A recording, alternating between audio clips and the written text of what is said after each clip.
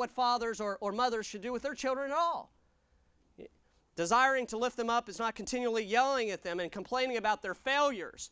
And so, listen, until they're convinced that they are a failure. But lifting them up is doing your job patiently, teaching them how not to fail. Did it ever occur to you, parents and grandparents, that the whole reason that you're to bring your children up in the nurture and admonition of the Lord is that they will naturally fail unless you teach them how to be successful for God? It is your job. And so if you find yourself continually telling your children how bad they are, you're failing. You're blowing your job. They were a failure. They were put in your home to learn, to teach. They came as little babies. You have got to teach them to be successful. You have to teach them how not to fail, how to do right, what they are doing wrong, patiently instructing stubborn, immature hearts until one day that glimmer of understanding comes and they go from childhood into the maturity of adulthood. Children, honoring your parents isn't just something you obey God in. It's not like this rule, young people and teens and children in our auditorium. I think we have third grade and up again here. I'm glad of that. Children, this idea of honoring your parents isn't something like a rule that God wrote in stone and just said, hey, it's something you're supposed to do. You're supposed to brush your teeth. You're supposed to pick up your toys, and you're supposed to honor your parents. It's not like that at all. It's something that must come from the heart. You must feel it the way Jesus did. As you look at verse number 1 and through this passage, he really wanted to honor his Father. He wanted to from the heart. He really desired that his parents would be lifted up, that his parent would be lifted up, his father. Children, you've got to own this. You've got to see your mom and dad and want to lift them up. You've got a desire to help them, to be honored as your parents, the place of respect that God gave them. Jesus wanted to glorify his Father, and so must you. He wanted his Father to be proud of him as you see Jesus walking in his earthly ministry. So he did those things that were like his Father. He continually talks about it. You see Jesus talking, and he lapses into these conversations about his Father. You hear it all the time in Matthew, Mark, Luke, and John. He lapses into this thing, I'm here to do my Father's will. What? We weren't even talking about that. He constantly had in his mind that he wanted to please his Father and lift his Father up. It was an intimate father and son thing. He obeyed him. He looked for ways to tell others about his Father. He went out of his way to please his Father. See, he loved and respected and lifted up his parent, though he was God the Son. You always see him submitting to the Father. He did not push, look at this, he did not push his Father's authority, although we know in Philippians chapter 2, he knew that he was equal with his Father in the Godhead. Did you get that? The Bible says in Philippians chapter 2, who being in the form of God, thought it not robbery or something to be grasped, to be equal with God, but made himself of no reputation. Although Jesus knew that he was equally God as the Father was God, you never see him pushing his Father's authority. That's something for every child in the room to learn.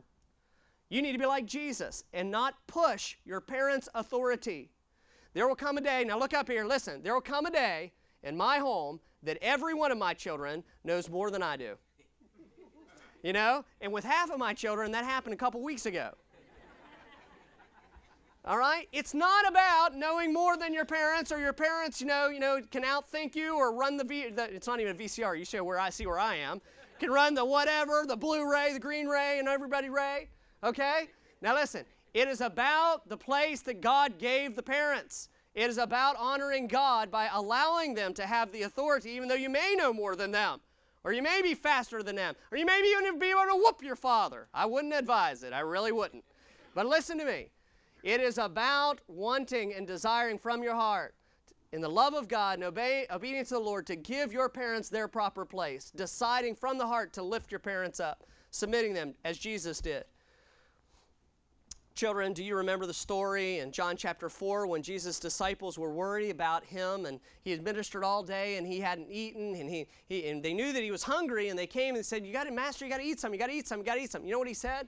He says, my meat is to do the will of him that sent me and to finish that work.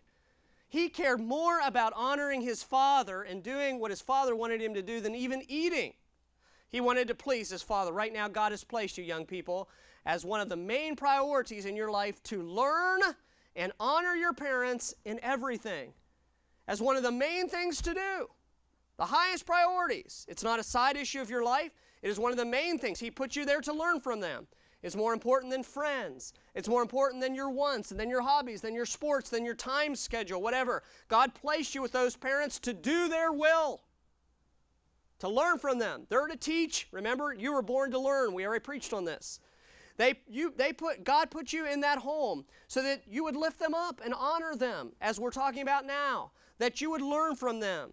If they are not what they should be for the Lord, you just do your part and let the Lord deal with their part. You learn the good from them and forgive the wrong. That's good. And here is a heart issue for parents and children, desiring, as Jesus did in this passage, to lift his Father up, and his Father desiring to lift him up. As the Heavenly Father and the Son lifted up each other. So you and I, parents and children, must have that the attitude of our home would be to lift each other up in the home. That the family's not there to see who can bicker better. The children are not there even against each other to see who can win and who gets the toy and who gets the other kid in trouble. Note the intimacy also found in verse number 5. And now, O Father, glorify thou with me with thine own self, with the glory which I had with thee before the world was. Turn over to verse number 24, you see it again. Father, I will that they also whom thou hast given me be with me where I am, that they may behold my glory which thou hast given me, for thou lovest me before the foundation of the world. If you'll notice here, there is a wonderful relationship spoken of in verse number 5 and 25 that went on before God made Adam and Eve, before God said, let there be light, before anything. And it was this intimacy between God the Father and his Son Jesus Christ. There was glory there, verse 5 and verse 24 says. There was a glorious relationship there. It was something that was very special, that the Father would talk to Jesus and Jesus would talk to the Father. And it describes it as glory. It doesn't just mean that they were crowned with crowns. There's this wonderful streets of gold and there's this glorious thing. It's talking about the communication. Now listen, I've got a daughter named Abigail. I've got a son named Andrew, Daniel, Ellie, and Emma. My question is my communication with them glorious like Jesus' relationship is with his Father? Is it a glorious thing when you communicate intimately with your children? Or is your relationship frictionless? Is it not glory? It was Jesus' relationship with his Father was special and wonderful and close and meaningful, and he describes it as glorious in 2 verses here. So must our time with our children be. Not just repeated episodes of who's going to win in the will battle. Parents, we need to know our children intimately. We must strive to understand their thinking, to relate to them in their mind, in their personality. You need to understand that they are not you. You must not push them away because they are different in thinking than you. You must do all that you can do to meet them where they are. And I don't mean in any kind of compromising, sinful way. I don't mean you allow them to wear things that are ungodly or whatever. I don't mean you don't meet them the way that they are that way. I mean that you meet them in their personality. That you get to know them in their perspective of life, in their feelings. They are not you, nor is it your job to clone them into yourself.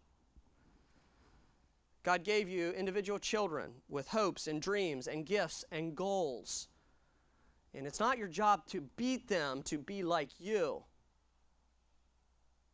Part of what we're talking about here is to commend those gifts and those attitudes and those perspectives to be like Christ. We have 5 children, but they're literally one of a kind. I have one sunshine that is social and outgoing and open with feelings. I have one well-oiled machine that is rigid and reserved and dependable and hardworking and sometimes legalistic. I have one volcano that is unpredictable and spontaneous and imaginative and bright and bigger than life and often spills over. I have one kitten who is soft and sweet and endearing and warm and snuggly, but often leaves messes behind. I have one delicate budding bloom that is very sweet, but takes a lot of care and time and management right now.